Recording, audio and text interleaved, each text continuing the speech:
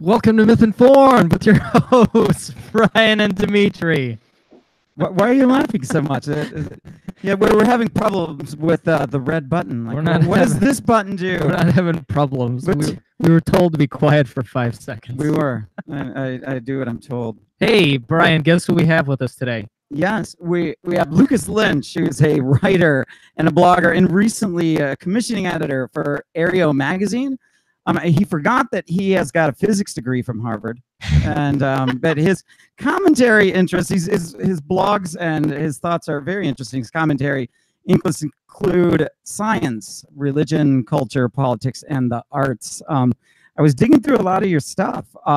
Really good. How did you become a blogger? Did physics just eventually drive you insane?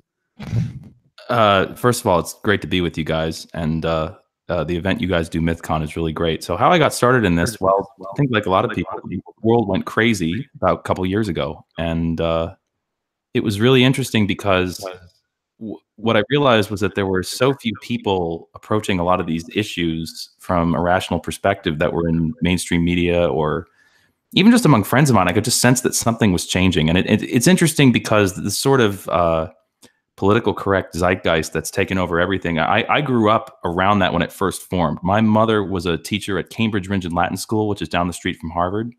And when political correctness first became a thing, I knew that when I was a little kid. And then it kind of disappeared. And when it reappeared in 2013, 2014, I just thought, oh boy, I've seen this before.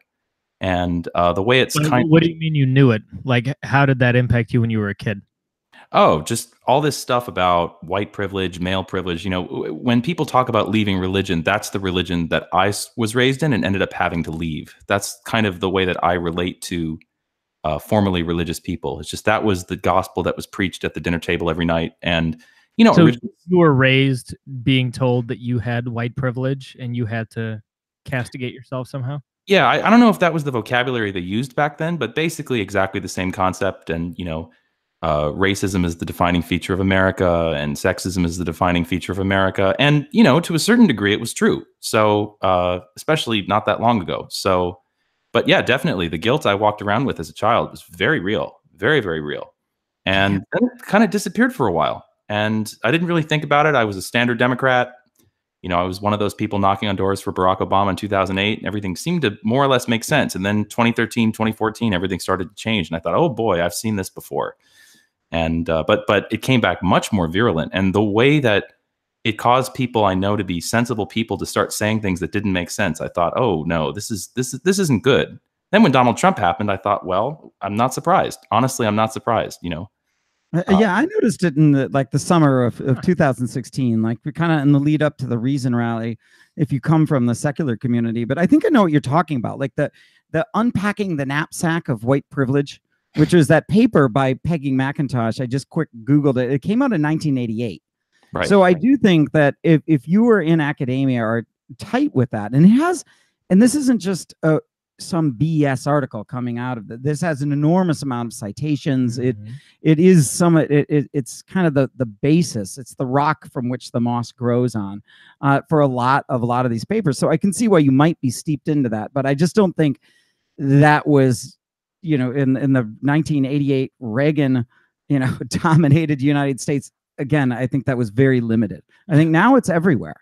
Or what are your thoughts? I mean, am I wrong? I mean, that if my critics on the left tell me, hey, like the craziness is really limited to a few people in academia. They don't have any power. Yeah, there's some kooks, but Brian, it's not that big of a deal. Would you challenge that? Well, being exposed to it was very unusual for that time. And my mother teaching at the high school down the street from Harvard played a lot to do with it, because all those ideas were filtering down. And I want to give the high school she taught at a lot of credit. They had an openly gay black teacher back when nobody did. The high school did an awful lot of good.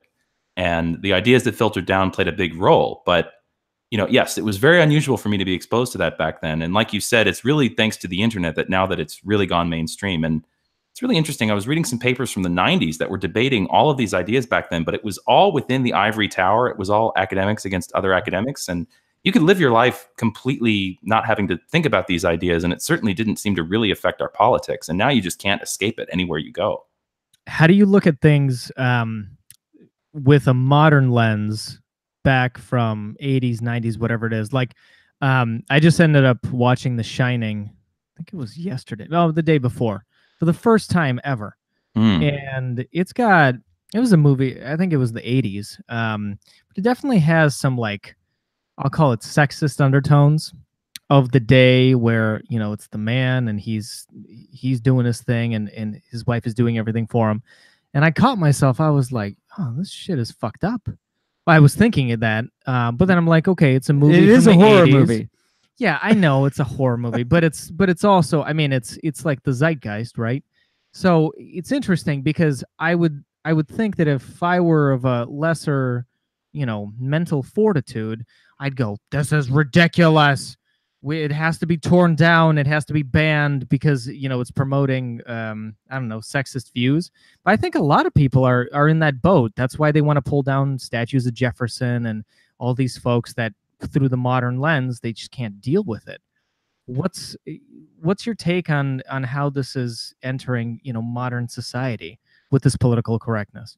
Well, that's why it's hard to talk about, because especially when it came into being, they had a point. I mean, what you said is totally true. There were certain portrayals in movies that we look back at it now and we think, yeah, you know, that really wasn't okay, or that is kind of sexist. Or even, have you guys seen the movie Memento? Yes, yeah, absolutely. Awesome. One of my favorite movies of all time. And I have to say, watching it again, I realized it's all white people.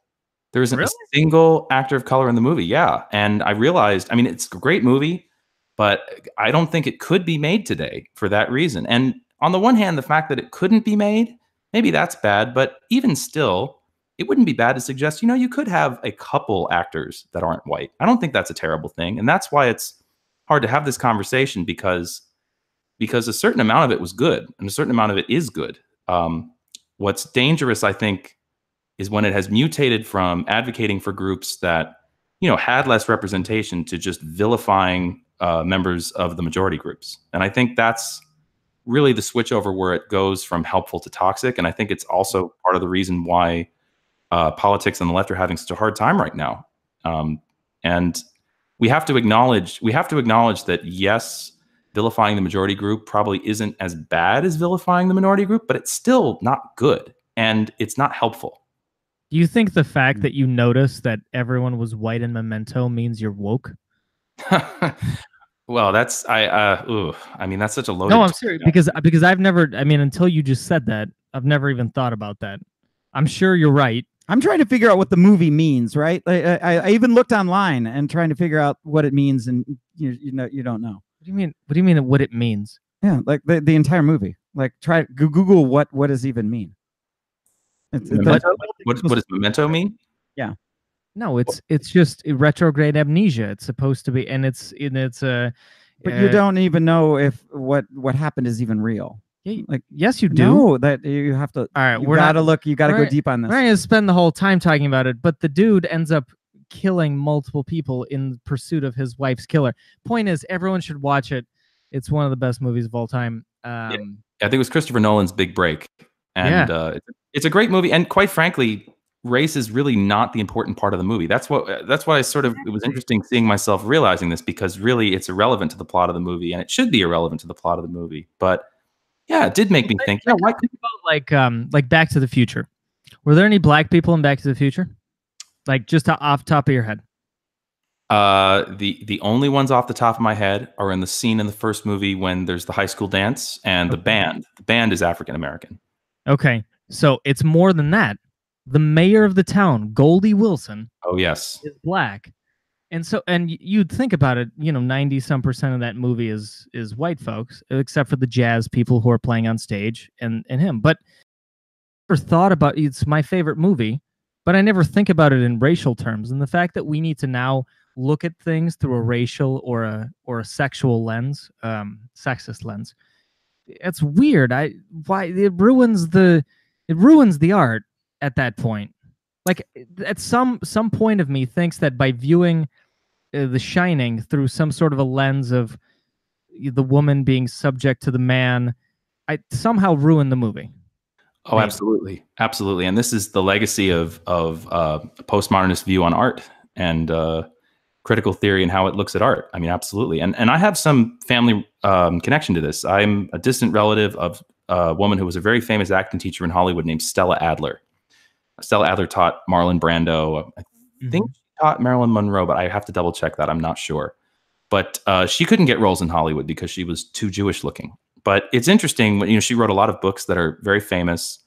And the approach was totally different. The approach was, when she was delving into Shakespeare or something, it was all about finding those universal themes, you know, finding those themes that make us universally human. And, you know, she made a comment once I really loved. It was talking about personal experience. And we hear that a lot now, the value of so-called personal experience. Well, it's my experience and you can't know it. And she said, well, how are you going to play Hamlet unless you've been the king of Denmark? And I really agree with you that when you have to view all this art through this lens of identity, it starts to pull apart the thing that is supposed to make it important, which is it speaks to what universally speaks to all of us. And everything she said spoke to that constantly, that the goal of this was to find that common human experience. And you apply that lens to art, you apply it to politics, and we just see us being pulled further and further apart right along the lines that they think are the most important. But what they would say, well, I'm going to read a math textbook or an astronomy textbook through a deeply religious lens, right? What do they call that? Fundamentalism, right? The Quran, it predicted, you know, that you're looking through it and, oh, see, it predicted black holes. It predicted, you know, it predicted heliocentrism, all this, you know. Yeah, but whose fault is it? That's what I want to know. No, it's looking at something with completely the wrong analysis. Right? Have you, Brian, have you looked at anything through one of these politically correct lenses? No, I know what they're doing. Yeah, you'll find things that aren't there. Not what they're doing. Again, I'll go back to my example. I didn't want to do that when I was watching the movie. I found myself going to that. Oh, Is it because we do this podcast and we talk about politics a lot? Why? I don't buy into those politically correct philosophies. Why did I have that, you know, that shade over my eyes? It's power of suggestion. You thought about it. I mean, I could look through, you know, I could look at a movie through a psychopathic lens and like find, you know, well, that guy wants to kill everybody, or, you know, like you could see violence and anger and things that are noir in even like the nicest films if you were looking for it. But what I'm trying to say, because it's in your head. No, I'm not looking for it. It just happened. So does that mean that they've won? Because even someone like myself, well, okay, if we were in the satanic panic, you would start playing your records backwards. Why? Because everyone was, just to see if there was a message in it. That's why. And it's the same thing about how even if you're not Christian yourself, if you were born in this culture, you'll make Christian references. You know, you'll use references from the Bible to explain things. Yeah, coming to Jesus moment. I can't find a secular way to say that. If anyone out there has something for me, please, because I can't think of a good. God damn it is pretty awesome. Like you can't take that one away. Yeah, coming to Joseph Smith moment just doesn't have the same ring to it. No, yeah, but I agree with you. I mean, that's and I mean, you know, it's one of these things where why would people who criticize religion be so focused on this? And I like to say it's because we know a religion when we smell one, and that's exactly what we're dealing with. So you called yourself like a social justice warrior, like you said your mother was into it. Like how much did this impact you? And were you part of this? He campaigned for Obama. But like you said in 2013 or 14 when it was starting, it opened your eyes. Give me that story. Oh yeah, well, I mean, yeah, I did campaign for Obama because the funny thing about Barack Obama was, yes, people were excited about the first black president, but his campaign was completely about what we had in common. And you know, there was no value I held more deeply than that. And I was, you know, I literally had to fend off angry guard dogs to try and, you know, knock on some people's doors. I went to these incredibly poor neighborhoods in Toledo, Ohio. It was this incredible experience, you know, meeting people that I would have never met before, not just of different races, but different socioeconomic classes that, you know, I would never encounter on a daily basis, which speaks to certain things in the country. But the way the Democrats are running things now, it's completely different from the way Barack Obama approached it. And he's even said that himself. You know, he very quietly, he has been pushing back against this strain in the party. I mean, I remember recently he gave a speech. I think it was I can't remember if it was in Canada. It was just after a speech in South Africa, but he talked about, you know, we're not going to turn votes away because they happen to be white or they happen to be this or they happen to be that. And is it really a mystery that he was able to win Michigan, Wisconsin, Ohio, and Pennsylvania, and Hillary Clinton was not? You know, Mark Lila in the Once and Future Liberal, he talks about, you went to the different websites for the RNC and the DNC, and you know, the RNC was, you know, this policy, however good or bad those policies were. And, you know, I'm a Democrat, so I think a lot of them are bad. But the Democratic website was just, you know, Asian Americans and African Americans. And it was just everything was about identity. Identity's become the sacred totem above all others. And is it really surprising that we're breaking along tribal lines in that way?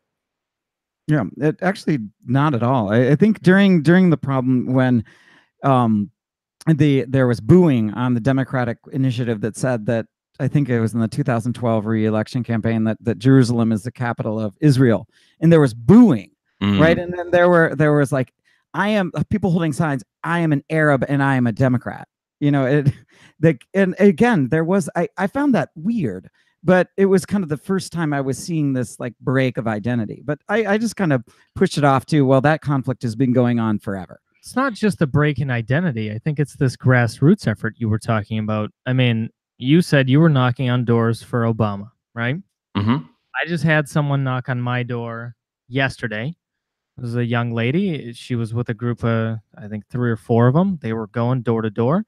She held up a flyer. She was like, "Hey, are you voting?" I'm like, "Yeah." She's like, "Are you voting Democrat?" I was like, "For some people, not for everyone." She held up the thing. She's like, "Who are you going to?" So I was like, "I'm going to vote for this guy, that guy, not her, you know, and not whoever." She was like, "Okay, well, thank you." And then she moved on.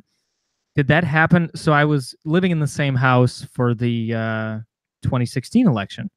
I didn't have anyone knock on my door for Hillary Clinton because no one liked her. No one went door to door for her. People went door to door for Obama. People are going to door now because there's this moral panic about Trump for whatever reason. I think that this door to door thing is a powerful message, and I can't remember. It was some Republican. He was saying Democrats, while he disagrees with them, are doing it was Bannon. Bannon was saying that that the Democrats are doing a hell of a job right now of doing this grassroots campaign of getting people to go to the polls and vote. And he's thinking that they're going to have a major victory tomorrow. Well, maybe.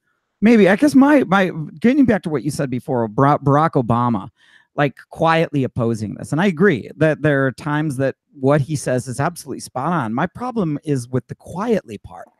Like, I mean, I guess the way I see it is Barack Obama is a nearly inassailable figure among the left, right? If anyone could oppose this hard, and he's a great wordsmith, got a lot of ability to speak well, charismatic. If anyone could fight this and push it down, it could be him. It's the fact that he is being so quiet about it. Why? I know he doesn't like it. I guess, and I don't want to guess motives. I'm not going to say, oh, he's in league. I mean, that's conspiracy theory. I wish he would be more vocal about it. Oh, absolutely. I think, and this tendency has been one of the frustrating things about him is I think he thinks that if he pushes harder, it's not going to be constructive or people aren't going to hear it. It's interesting that he's so quiet. I understand why someone like Bernie Sanders, who I think, quite frankly, at his core, opposes all this stuff too. The fact that he was so bad at it because he dares to view people through a universalist lens, I think that's really why he didn't win the primary last time. But he's paying homage to these people because he knows if he doesn't get them on his side, if he doesn't get that activist base on his side, he has no chance of winning the primary. It's interesting that I see Barack Obama doing something similar because he has no more elections to win. I don't know. I think maybe he thinks that he has to contend with the fact that this is at the activist base of the party. This is the religion of the activist base of the party. Sub in the religious right, and you have Romney, who has his conversion on pro-life. Right? Do we really believe? Do we really believe that the guy who had Massachusetts kind of healthcare for all for Massachusetts, you know, the Republican for Massachusetts, who is always been pro-choice, has a conversion? You know, any more than we believe that somebody saw an angel in jail. I don't believe it. That this is clear pandering to the religious right. Something I definitely don't like, but it's a thing. And I think this is exactly what we're seeing on the left. And these people are a bit fanatic in the same way that the religious right was. Yeah, but what I will say is there was something I read recently about the fact that moderate candidates are dying. It's impossible to get votes and you need to like pander to the extremes. But they did highlight some candidates across the country, and most of them who were moderates were Democrats. So they were pro-business Democrats rather than, I didn't read about a single Republican who was taking, some sort of like that a hardline left hates the pro-business Democrats. I mean, No. Lucas, would you agree? To a certain degree, I would. I think district by district it can vary. And quite frankly, a lot of the hard left candidates, I mean, Alexandria Ocasio-Cortez can win in the Bronx. The issue for Democrats right now is not really winning in the Bronx. It's, winning in places like Wisconsin. They don't say as goes the Bronx, so goes the nation. And it was interesting when she won the primary and everyone thought, oh, this is going to be the big trend. And I thought, I don't know, like in Racine, Wisconsin, is Alexandria Ocasio-Cortez going to play well there? Now, I suspect, and you guys can correct me. Know about Racine? Nothing. Again, it's just a hunch. But I would imagine that Bernie Sanders could play better. And it's interesting. Even the night before the election, I remember he made a point of tweeting out, I don't think all Trump supporters are racists, which is probably the most unpopular thing you can do within the Democratic Party right now. And I was just thinking, oh, this is why this guy had a chance. And Hillary Clinton, I mean, I think to her core, I really do believe there was just a certain portion of the population she either didn't like or felt entitled to. And I heard, who did I hear recently? Is it Jeff Weaver or Jim Weaver? I can't remember. He was Bernie Sanders' campaign manager on Intelligence Squared. And he was talking about how, it's mysterious that Democrats aren't reaching out to a whole portion of the country that used to be their base. And quite frankly, there's a portion of the Democratic Party that just doesn't like having these people in there. And you're right, pro-business Democrats might win in certain districts, but at the national level, the activist base is completely held ideologically by this religion. And if you can't pander to it, you're not going to survive primaries. And there's not that many of them. I don't think, honestly, the people that are going to primaries, are they only activists? Are they only the religious right?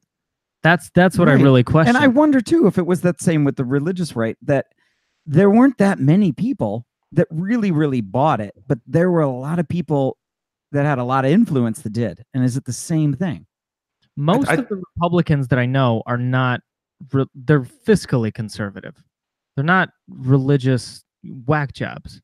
And the same with the Democrats that I know. They're not, some of them are weirdo activists, but what do you think, Lucas? Are the numbers there?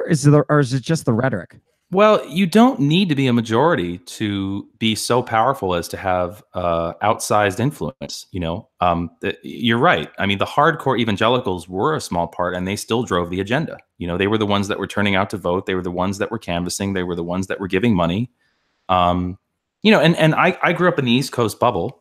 I wouldn't say that most of my friends are hard left, but they buy into a lot of this stuff, and they push back on me really hard. And by the way, when I warned them that, because I lived in Michigan for 5 years, and I said, when Donald Trump first appeared, I said, watch out for this guy. You might think free trade is a small issue. It's going to play really well. They didn't believe me. They did not believe me whatsoever. And they thought it was all about racism and sexism. And I knew these people in those states that really did like Barack Obama that weren't necessarily hardcore Democrats. And I think especially the people living in the East Coast bubble or the West Coast bubble, I think it's very easy to be captured by the ideological activists in this regard. And even if they're a minority, they can still drive the agenda. Yeah. No, you had talked about, you had a really good blog about a campus flyer that was put up, and you entitled it's okay to be white. College Diversity Council admits to posting fake racist flyers on campus, and it read this. And this one I hadn't heard of. It's about a year old, but it was good. And they put this out, and it said, a notice to all white Americans. It is your civic duty to report any and all illegal aliens to U.S. immigration and customs enforcement. They are criminals. America is a white nation. Right now, on a college campus is sometime in 2017. Holy F. Right? Like that got the campus buzzing. What happened next, Lucas? Well, it turns out that it's been a while since I've read this, but if I remember correctly, it was hung up by leftist activists just to try and drum up I think they said to drum up conversation. Like, and this is you covered this really well, and I guess the reason why I thought of this was, we see so much fake news. We see, I think, if you can't find evidence of what you suspect, if I can't find a paid Soros activist, I could fake one, right? And then see, I knew he was paying him, and like, if you can't find the racists on campus, you might just do this. And like, this was actually planned by this theater concept. They were doing it was called invisible theater.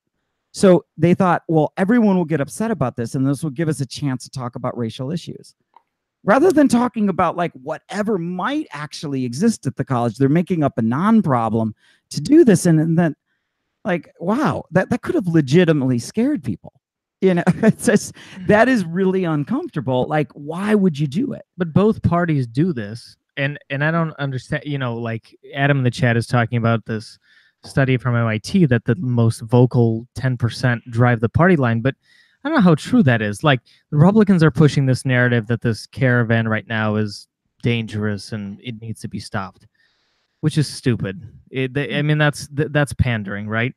But then they're pandering to fear. Yeah, and then the left is pandering about the fact that the Trump base is a bunch of xenophobe racists, which is also stupid. Yeah, that's also fear. Not true. Yeah, that there's Nazis, like you know, they're everywhere. They're your boss, they're your employee, they're your brother. How effective are those messages?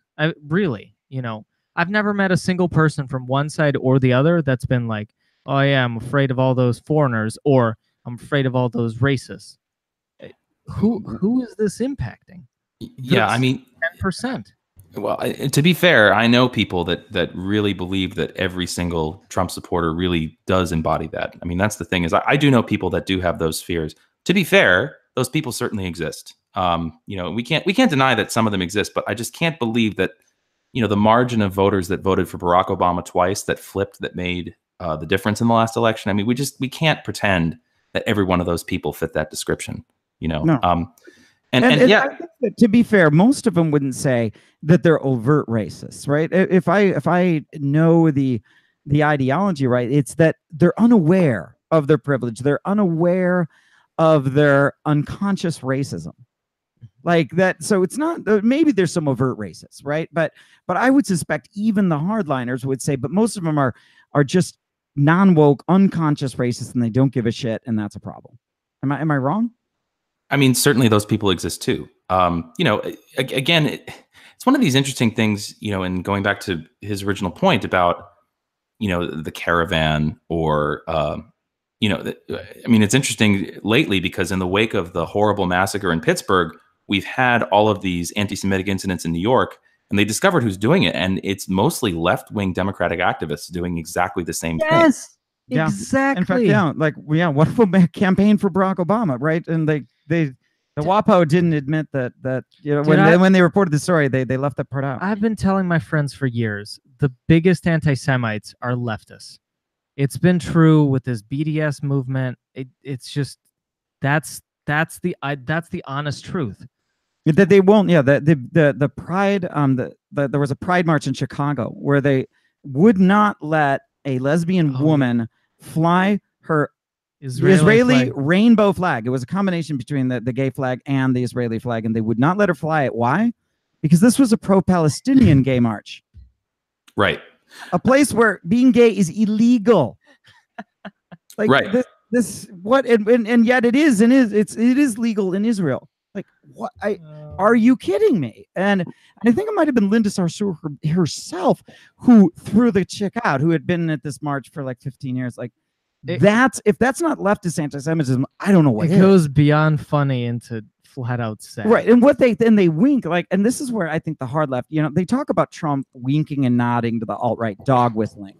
But if you've ever gone to, say, loonwatch.com, you'll see this anti-Semitism, wink, wink, we're anti-Zionists. Dude, that's the way you get around it. How many people support Louis Farrakhan, who flat out yeah, but this is the winking and nodding at the alt-left. So if winking and nodding at the alt-right is bad, and I agree that is true, that's bad. Like, you have to apply the same standards to the left. And generally, I think people like us are. But You know, people in the middle are, but the mainstream media isn't. And it's funny because Trump has a low approval rating, but who has a lower one? The media. And there's no way that's just Trump supporters. Yeah, Lucas, I didn't hear about this New York thing you're talking about. This is I'm gonna have to look this up now. Oh yeah, and you know, it was really interesting. I have to give the New York Times credit. They published this really interesting article that just documented hate crimes in New York. I think it was over the past 22 months, and it's really incredible.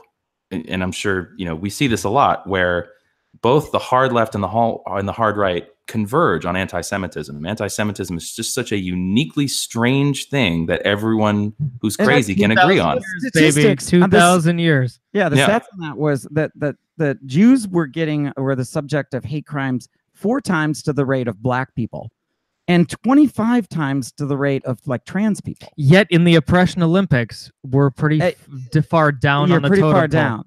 Right, and like in fact, there was one Labor Party outfit in the UK that wouldn't denounce the Pittsburgh shootings.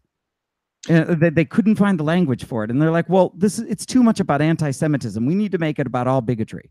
Like, wow. Right. They just all lives mattered anti-Semitism. And they did.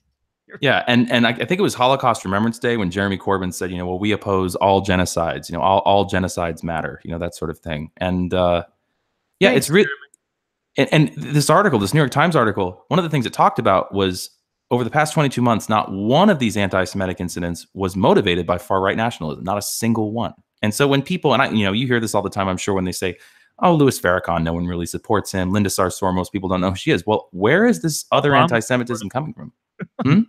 Obama supported Louis. He had that picture with Louis Farrakhan, and then he was told to denounce it, and he never did. Yeah, and Linda Sarsour has ties to the Bernie Sanders campaign. Yeah. But again, I don't think that infects Bernie. I'm not a guilt by association person. It's just, she's a powerful woman. You wonder how some of that, well, maybe you should do this. That could steer the truck leftward. But just Lucas, like the religious right could steer to the right. They don't overtly denounce any of these people. They kind of sweep it under the Linda rug. does. I mean, she'll organize fundraisers. So she's an intersectionality pro to where she wants to bring them together, though they're meaning the mainstream candidates don't denounce these anti-Semitic wackos. Correct. That's true. Well, and in fairness to some of the candidates, I mean, this is why I'm not a politician, because I would be terrible at this. But to a certain degree, they have to. You can't survive primaries if you don't deal with someone like Linda Sarsour. Bernie Sanders' failure to appeal to those people initially is part of the reason he lost. And this is the real tragedy for the people who really believe in this ideology and think it's going to bring progress. The problem is that they produce candidates that can win the primaries and will lose in the general election. And I'm pretty convinced that's probably what's going to happen again in the next election. I don't see that changing. Yeah, but what's a good example? Can you give an example of maybe who you would suspect in 2020? Are you talking about like a Kamala Harris or someone? Or Cory Booker. I think there's a very good chance Cory Booker could sweep all those activists and lose terribly in the general election. And I think Kamala Harris has a better chance. I'm speaking purely from my gut here. I couldn't give you statistics to show that. But other candidates that could win in the general election, like Joe Biden, forget it. He's not going to pass the intersectionality test. Biden. Are you kidding me? Why couldn't Joe win? Absolutely. Oh, too white, too male, too pale. I mean, he could win in the general. He's not going to survive the primary. And the primary general. Oh, okay. Yeah, no. I think Joe Biden could do pretty well in the general, but he's never going to survive the primary because the primary is going to be all about identity. That's going to be it. Oh, because you're cutting out any swing voters that might do that, because okay, I see what you're saying. The Overton window in the primary is shifted much farther to the left. Exactly. I had faith in Elizabeth Warren, but after this last thing, I don't know. I wonder if what happened to her just kneecapped her too badly. But yeah, I don't think Joe Biden or Bernie Sanders, I mean, it's just not good. They're not going to check off all the boxes, and that's what the primary activists really care about. It's not what Americans in general care about, and that's the tragedy right now of the Democratic Party. They talk about like Coleman Hughes or Larry Elder as being like tokens. Thomas Sowell, tokens.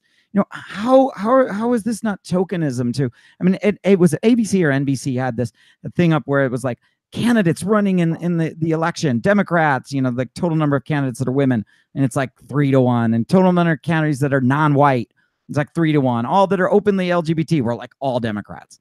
Like, it didn't tell me anything about their policies. It like literally told me about whether their skin color, were a man or a woman, and what their sexual preference was.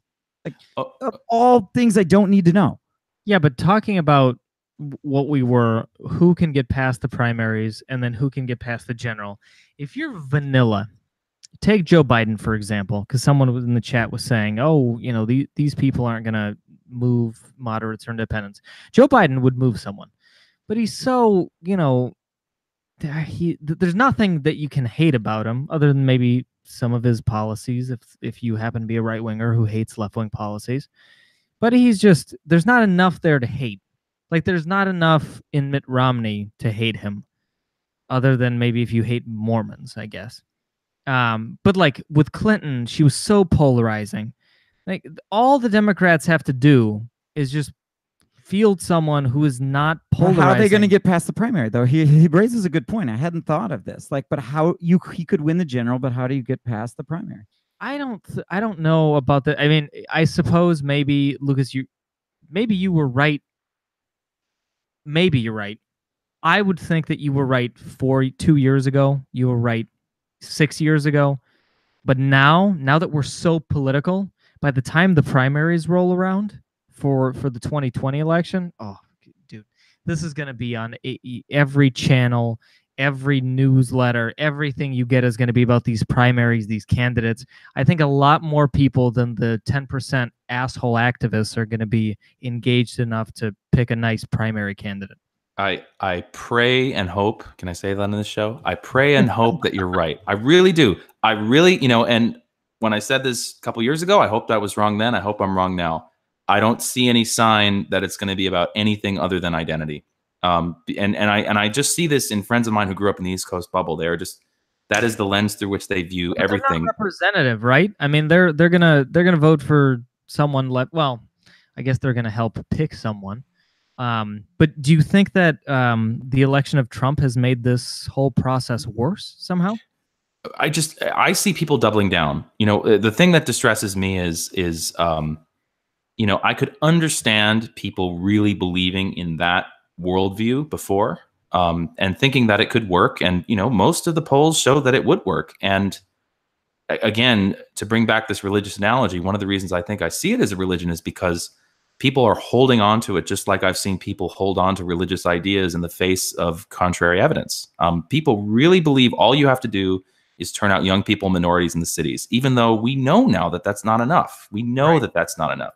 And by the way, even if it was enough, it would still be immoral to ignore a whole swath of the country on the basis of their skin color.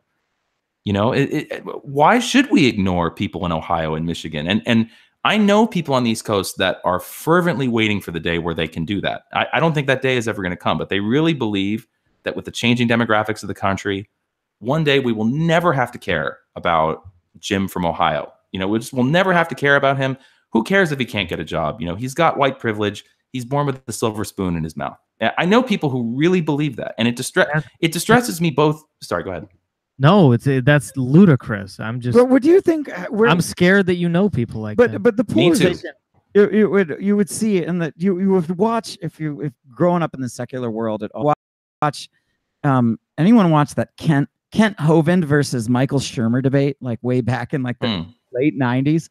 And Michael Shermer went up against Ken Hovind. He hadn't really ever watched him, and he wasn't prepared for like all this bogus science that he was throwing out that like was absurd, but he couldn't immediately combat because he hadn't kind of prepped the answer. He's like, I'm not sure where you're getting this, but that doesn't sound true. And he goes, oh, it's in a book, you know, and so on and so forth.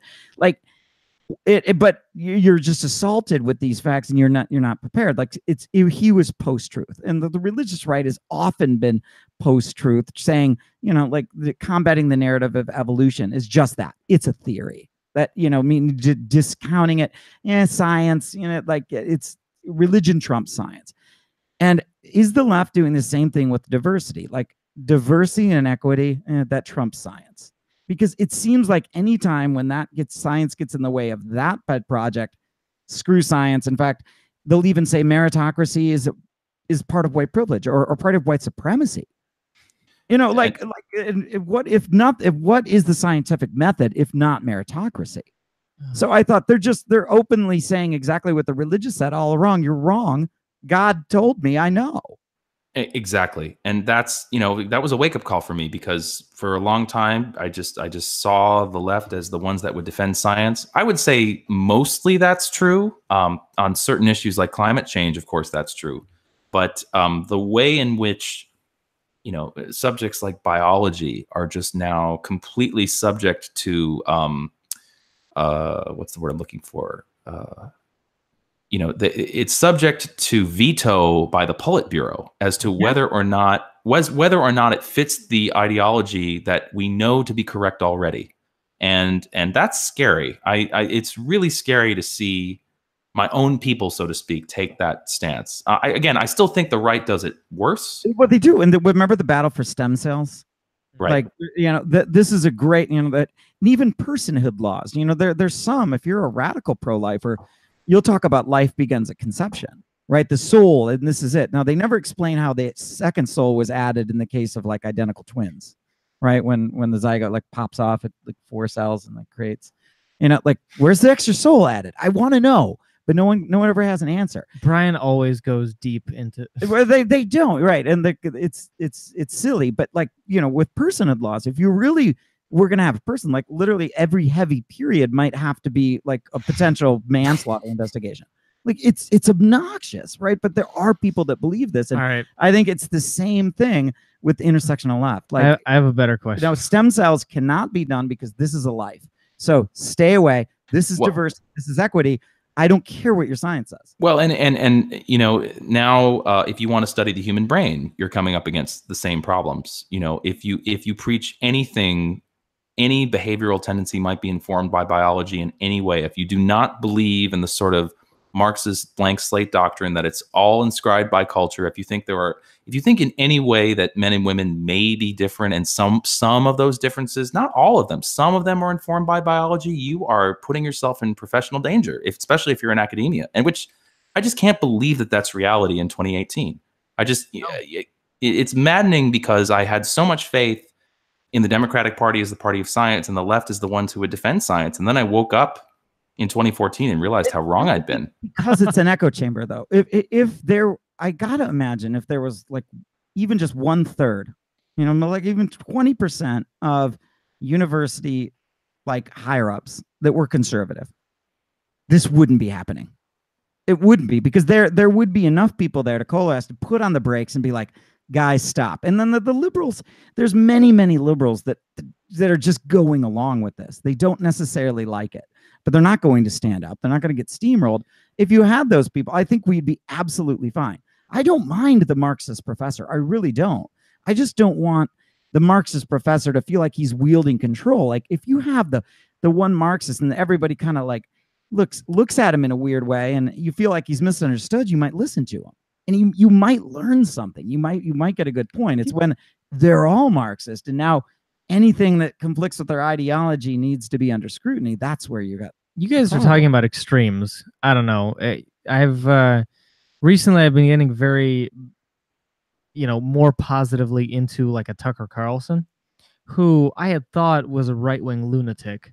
And now I'm beginning to understand is a right-wing populist, which is insane. I didn't even know. Doesn't describe himself that way. Yes, he does. He didn't when he was with Adam Carolla, but I didn't listen to that one. I just heard his Sunday special with Ben Shapiro, and that was very impressive because they have massive differences in views, and it's crazy because they're both very right wing. But Tucker Carlson has a right wing populism. He's like, listen, I want this democracy to thrive. I want this country to succeed. And if it means, propping up, like he was talking about suppressing self-driving technology for trucks, because that would mean 10 million people going out of business. And if he was the Department of Transportation, he would outlaw it. Well, he talks like a Nebraska Democrat. But that's a pretty well. Think about it. That's a radical position. No, it's not. Like to say we are not going to support the spread of technology that has organically occurred to preserve jobs. That seems like a very fringe position. Not a lot of people hold that. He's changed. He's changed a lot. I just heard a little bit of him on Rubin, and I remember Tucker Carlson in the mid 2000s during the Bush era, and he's an asshole. Well, but that's whatever. That's fine. I'm more interested if someone has good ideas or bad ideas. And he just seemed like a boilerplate Republican, and he said something like, "Oh, FDR is the reason we didn't get Bolshevism because FDR realized that capitalism had gone too far." And I just thought, that's Tucker Carlson. What? Was it FDR or was it Teddy Roosevelt? Because he's a big fan of Teddy when he broke up the what's it called? The trust busting. The trust busting. Yeah. Well, I don't know his position on Teddy, but he was accurately describing how FDR kept us from going the way of places like the Soviet Union. And he said, the Republicans really were the party of the country club, but they didn't want to admit it. I just thought, oh my gosh, like he's right. It was really hard for me to admit that Tucker Carlson was right. He has evolved quite substantially, and it's very interesting candidate. If he ran, are you kidding me? That would be very interesting. He's got go down the list. He's got the religious angle, the fact that he's been a lifelong conservative, and then now he has this populist thing, which is going to pull in all the Bernie supporters into that. If they ran him, done. He'd win against anyone. I guarantee it. But right here. What is it today? November 5th. You're just saying run Tucker Carlson. Run Tucker Carlson. I'm telling you, this guy is your golden goddamn calf if you're the Republicans. I would definitely agree that anyone who wants to run seriously has got to embrace populism of some kind. But how are we defining populism? Like policies that will benefit the majority of people. And when conservatives say this, liberals say this, progressives say this, like no, because when Democrats run on policies that some people claim are populist, they're actually only helping the poorest of the poor. Like as a middle class person, I'm like, that shit is not helpful at all. That's hurting me. Versus Republican policies also not helping me or giving me like $100 a paycheck, which does nothing. True populist policies are targeting the middle class. I don't think there's anything wrong. I don't know. What do you think, Lucas? What's populism? Well, it's interesting. It's because everyone has a slightly different definition. I mean, I would say this: there is some convergence on the idea that the neoliberal economic consensus was working for some people, but for a lot of people it wasn't. And this idea that we're gonna, again, this is sort of earlier religious taboos. The idea that we were going to hold completely unrestricted financial markets as a religious taboo, that deregulation in financial markets is always good. Well, now we know why that's not true. Unrestricted free trade, I say free trade in quotes because, of course, it was really subject to a lot of manipulation by our other trading partners, is always good. Well, we know that's not true for a certain portion of the population. And, you can point to economic graphs showing, well, the GDP rose this much, but if a certain portion of the population never sees that, what good does that do them? And the issue is we cannot ignore those people any longer. And they're refusing to be ignored any longer, not just in the United States, but around the world. This is one of these things when people say, well, Hillary lost because of the Comey letter, Hillary lost because of this. But what happened to Hillary is happening all over the world in a global interconnected economy. Yeah, there's a good take. Somebody saying populism, Tom Leach, populism, it's the opposite of political elitism. Okay. Merkel just stepped down. That's big news, and no one's talking about it again. But okay, but what about what about this guy in Brazil? His name Bolsonaro. Yeah. Something. What do you know about him? Like, is this I read in the Independent that this is fascism incarnate? Lucas campaigned for him, man. And then others, like pinching him more as a Trump somewhere, in between Trump and like a Duarte. What's your take? Yeah, I haven't studied it in depth, but the little that I've read, it's a lot of the same stuff. Now, granted, they had one of their former presidents, I believe, put in jail for corruption and some other things. Well, there's a massive probe, and there's state-owned like oils. There's just enormous corruption. I think the U.S. helped like uncover this, right? So people are absolutely pissed. So I pulled up it says like the public services are crippled, lack of funds. 7 out of 10 Brazilians say they have no trust in any political party. Like, wow.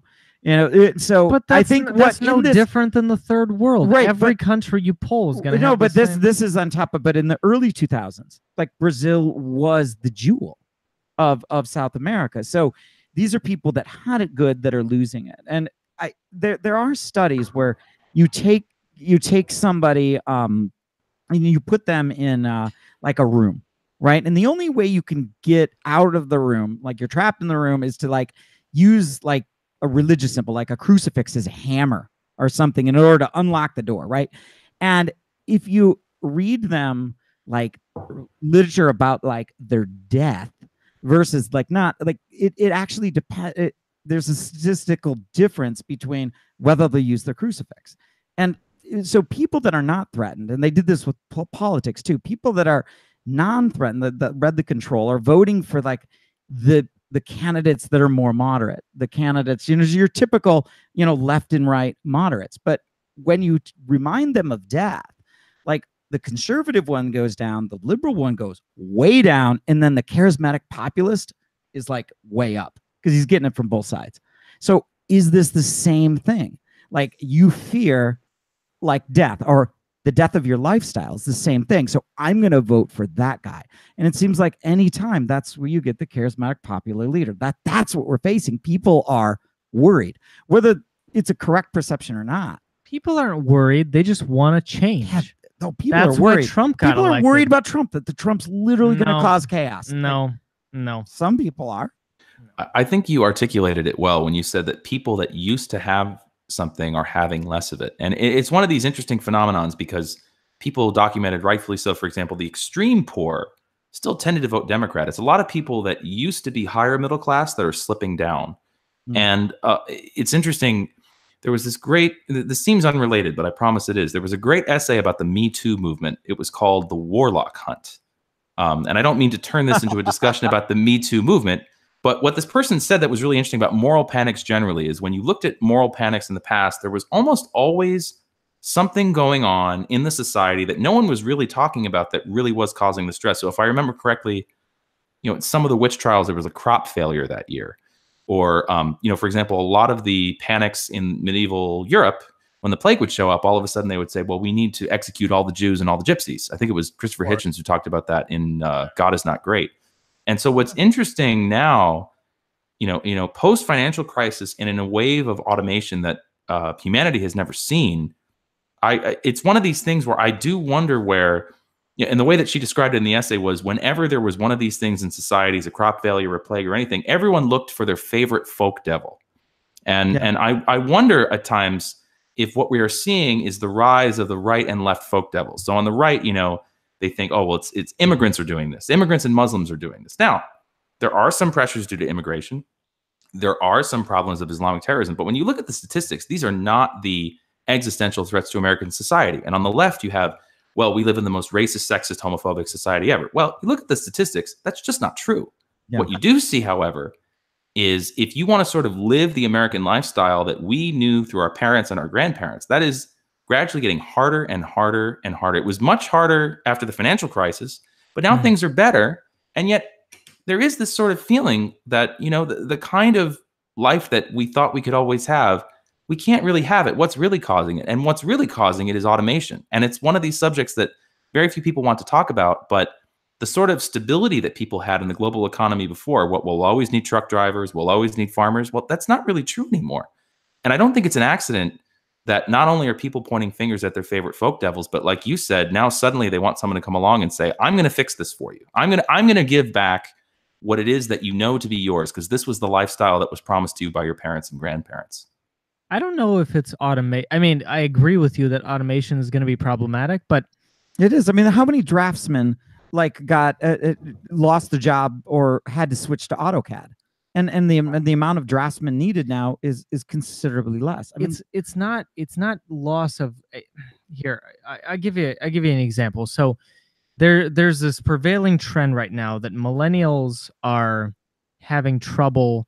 They're not owning anything. They're not owning any real estate. They can't buy a house, right? No, they're saddled with college debt, right? Sure, well, beyond the college debt. And buying avocado toast. That's the other part of the joke. But Jesus, yeah, don't get me. So this is going to lead to my point, by the way. I think they got that one right.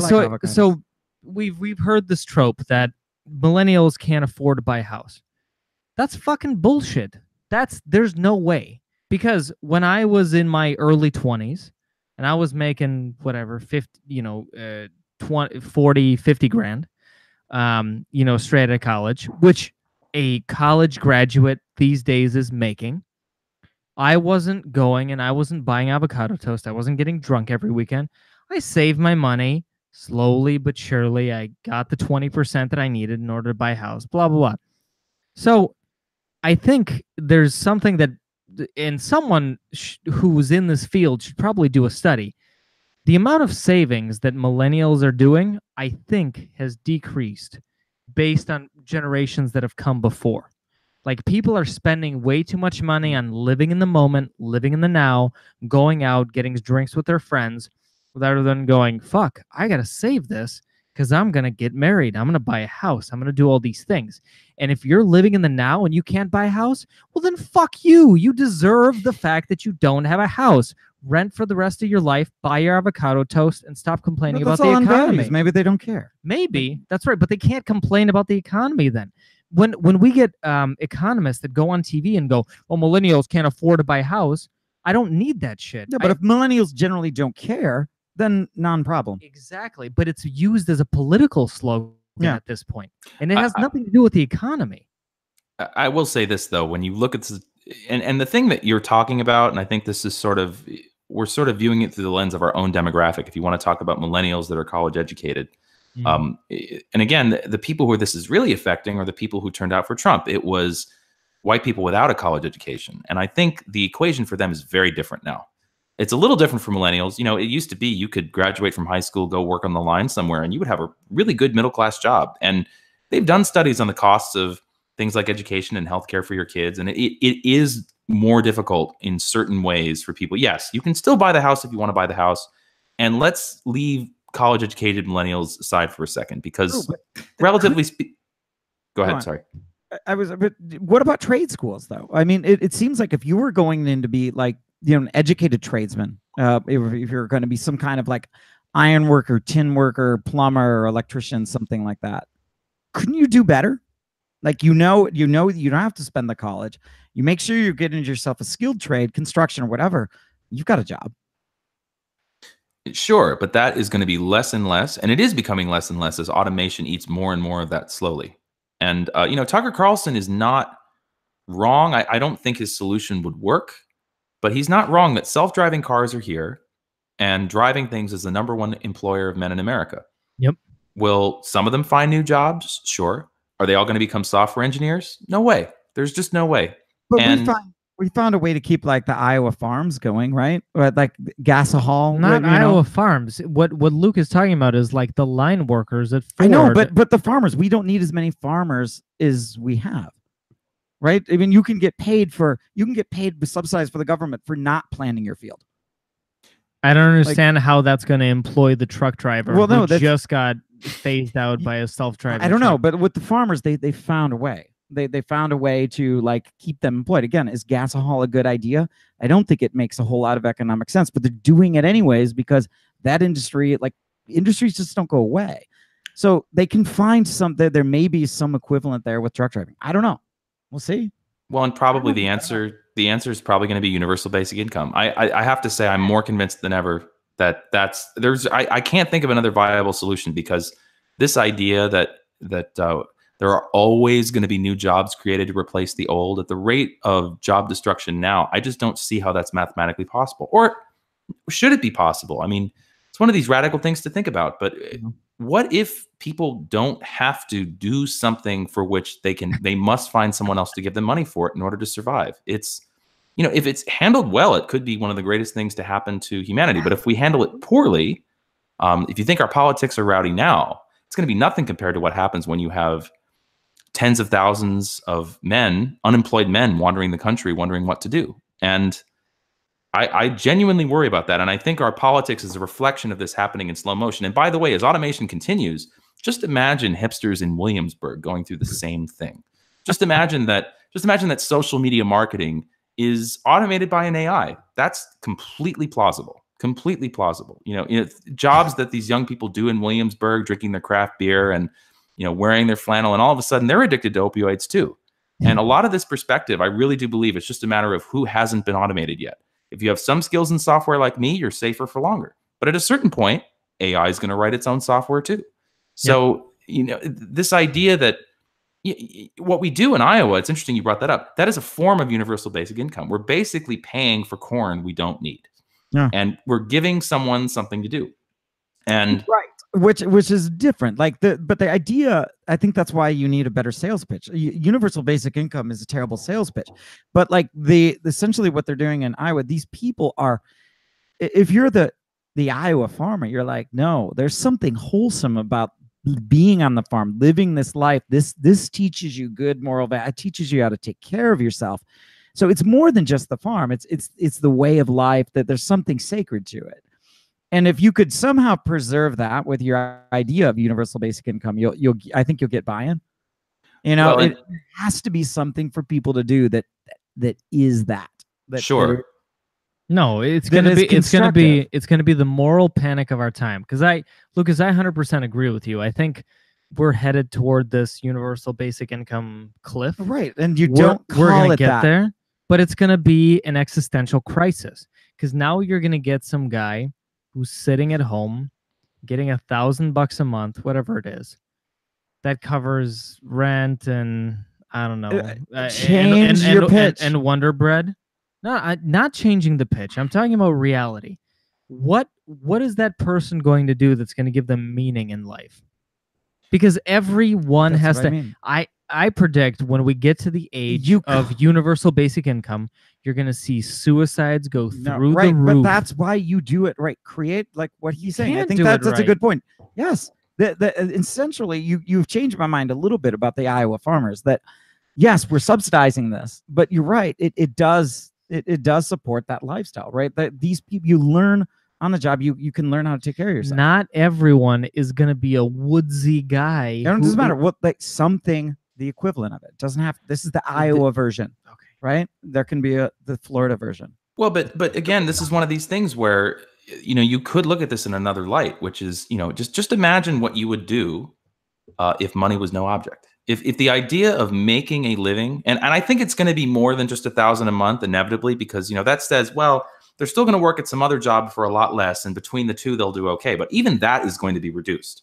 Just imagine what it's like when the idea of working for a living is gone. What would you do? I mean, the idea. It's a fantasy. So there's a guy in the chat. He goes, if I had UBI, he'd buy a tent, go live on the beach in southern tip of Florida, and do absolutely nothing except advise people and have a good, relaxing day. You do that for a day, for 2 days, for a week, for 2 weeks, and then you would lose your fucking mind. This is the Office Space mentality. Right? He's like, man, if I had $1 million, you know what I would do?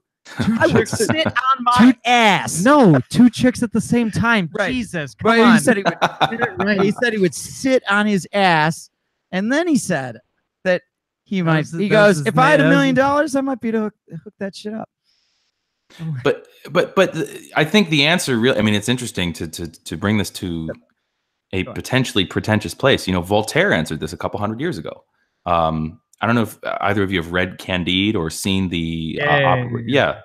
The main character faces this problem. He discovers El Dorado. He gains riches. He gains the woman of his dreams.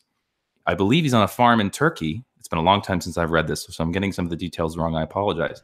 And yet he starts going crazy. Exactly what you said. He starts going crazy. He just realizes he thought that he achieved all of his happiness, and now he doesn't know what to do. And what is the solution in the end? You have to make your garden grow, tend to your garden. And I think I'm lucky because my family had several generations of artists in it, and they were artists who made a living. But for them, if money was no object, there was no question what they would do that would bring them meaning. And not everyone has that.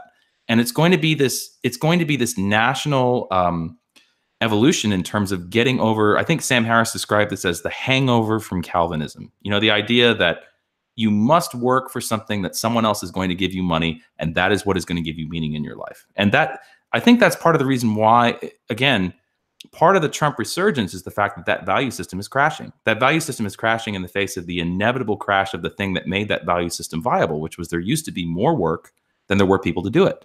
And if machines are doing the work, and you're not a lazy person, because Calvinism saw that, you know, well, if you're not getting things you want, it's because you're lazy and not industrious. These are plenty of hardworking, industrious people. We just don't need them to do things anymore. But this could be one of the greatest things where choose your art. You know, now what Galileo had with the Medici, you have. What are you going to do with it? Now you are supported and you don't have to worry about where your bread is going to come from.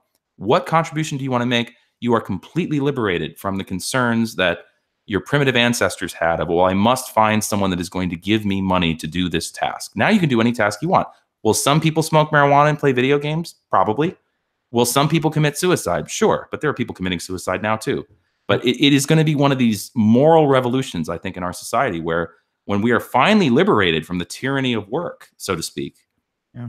So I have another wrench to throw into this. What is going to happen to the family structure? Because as we already know, and study after study proves that women who make who make more than men do not prefer that male as a mate.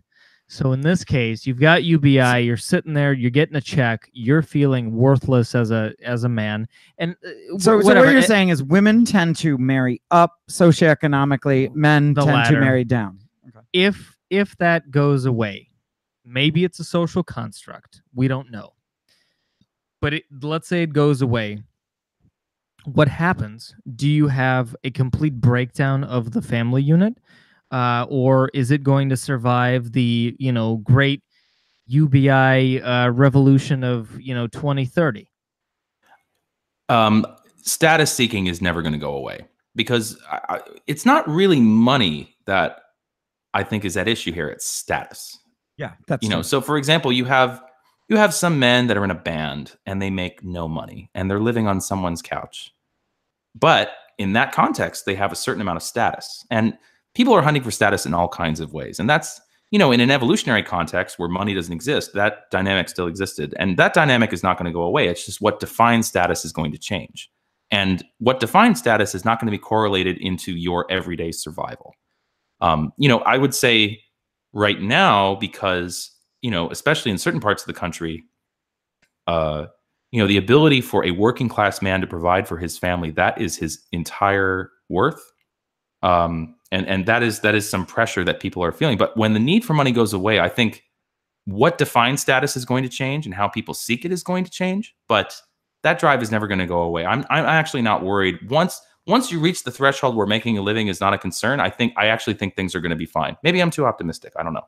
No, I think that status can be. I mean, often in the animal kingdom, you know, things like the how deep a barn swallow's forked tail is determines whether you get a mate. Like the robin's breast and things like these things seem to be relatively neutral, but yet if they work, they work. You know, so you know, being having money, I suppose, being tall, you know, maybe that's got an evolution, but it simply could just be neutral.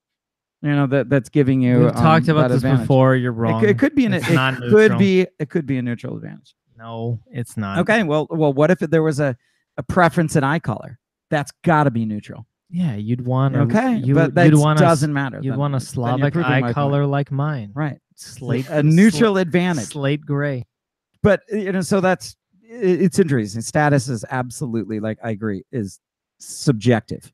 So Lucas, as we you know, kind of wrap up here, tell us what have you got going on? You know, what are you creating? What are you putting out there where, you know, people are going to want to listen to your shit? You've been very insightful in our conversation, so I think you're gonna attract a following slowly but surely. Yeah, I just stepped down as editor-in-chief at Canadian News. I discovered that running an organization necessarily wasn't really the thing that I'm well suited to, and the other people there really made it work well. I just took a position in Aereo magazine as a commissioning editor, and I'm just looking forward to developing that more. I do have a podcast. I need to put out more of them. Right, AREO. AREO. That's right. That's right. And I'm really looking forward to working with them and just seeing where it goes from there. And I still work as a software developer, so lots of exciting things there. But I want to hopefully increase this more and decrease that a little bit. So that's the plan in the future. On Lucas J. Lynch, all one word.org, your blog. Now, it has a lot of this stuff is older, but I think is still relevant. You can also find articles of mine on Aereo and Canadian News, by the way. I should have sent that to you. But actually, at a certain point, I started writing more for them. So there's a number of things on those outlets as well. Yeah, on the Facebook, same Lucas J. Lynch on Twitter. You've got a good take on things. You do grab some good pieces. I do enjoy the look at it, because I do like to look at things in different ways, and I don't know. I'm just a guy. Have my perceptions changed. Just seems you've made the evolution to the classical liberal camp. If I had to, do we have labels? I mean, like, if I really had to guess, that would be the label that you would. Yeah. What label do you pick? That's really hard, and the reason is because when you say classical liberal, traditionally that also means you embrace Milton Friedman economics. And by the way, someone like Dave Rubin, he does. I would not say that is where I go. It's interesting because I'm not a Marxist, but I believe in the welfare state.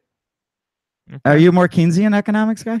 Yeah, I mean, in The Road to Serfdom by F.A. Hayek, it's really interesting, right? Because his was a thesis against collectivism, but he outlines how the welfare state can work in a capitalist economy. And it's interesting because I'm not a Marxist, but I supported Bernie Sanders because that's exactly what he was advocating for, at least in this last election. And if you believe in, you can have your cake and eat it too. And in a lot of countries, this works very well. I think it would serve us well in America. So classical liberal, I can't say that I believe in complete laissez-faire economics, but on free speech and free expression and all those things, yes, absolutely. I would say I line up 99% of the time. Probably sort of like you guys. Is that fair to say?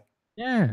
No, it is. I just think when people are talking about changes, and especially big ones, consider the consequences of what you're doing. Think, if I changed this, what could go wrong? Because often the enemy of good is better. And if we are the least racist society in the but we got to get better. Like, what are we going to do wrong? I mean, surgeons think like this, and I generally think that's a good idea. Yeah, but right? You're conservative when you're screwing around with someone's life. You're talking about something where there's no disagreement here. Where Lucas is going is, where are we economically, fiscally? Are we going to be a welfare state economy, or are we going to be more of a capitalist economy? I just heard a fascinating debate. I literally just finished it as I was walking in the door here. I can't remember the two dudes, but one was an Indian dude arguing for straight up socialism, and the other guy is some old Jewish dude. He was arguing for capitalism, and it was brilliant. But it juxtaposed the two so incredibly well, and just this idealistic vision of some future where you have a perfect set of people who pick, they're like the arbiters of who gets money. And it's so, I don't know. I used to think that way, and I thought I would never evolve to the point that I would ever think that was a stupid idea. And here I am in my 30s, and I'm like, what was I thinking at that time? So I think that it's an interesting. Dimitri, you'll look back at yourself and you'll cry. I know. It'd be interesting to see, Lucas, you debate someone who is a classical liberal that is all in on that platform. Yeah. It'd be interesting Dave to see Rubin. how you did. Yeah. Yeah, you seem like it'd be good. I would love to watch you talk to Dave Rubin. We should make this happen somehow. I would love to talk to him about this. But I mean, the interesting thing about the political moment right now is I think Milton Friedman economics is being pushed out of both parties. I think in the context of the Cold War and in the context of the great inflation of the 1970s, I could understand why the Reagan Revolution pushing that made some sense, because there was a real problem to solve and certain elements of it solved the problem. It's the same thing. You take something that hits on something truthful and you make it a dogma, it will go too far. And I think a lot of the social justice stuff now, it's the same thing. Racism was and is a real problem. Sexism was and is a real problem. At what point does chemo start killing the patient? Yeah, exactly. Yep. Yeah. And chemo, you know, my mother was a cancer survivor. Yeah, I mean, it was essential to her getting better. But at a certain point, chemo will kill the patient. And do we have the wisdom to pull back when we know that's about to happen? And yeah, you cannot screw around with that dosing, right? That's the most important thing. Because that's a damn good analogy, Lucas. I'm glad you left us with that. I'm gonna take that away for sure. It's a very positive analogy, I know. It was. No, it's been a pleasure. Hey, tell folks how at all they can find you on the interwebs. Just Twitter, Lucas J. Lynch. Find me on Facebook. Yeah, I've read articles for Aereo Magazine and Canadian News, and I do have a podcast. I have not put out nearly enough episodes. I'm going to try to get on that train and make that more of a regular thing. So yeah, now that I think you could link through the lucaslynch.org. There's a podcast link there. Perfect. Yeah. Lucas, it has been a pleasure. Thank you so much. It was an honor to be with you, gentlemen. Thank you. Thanks.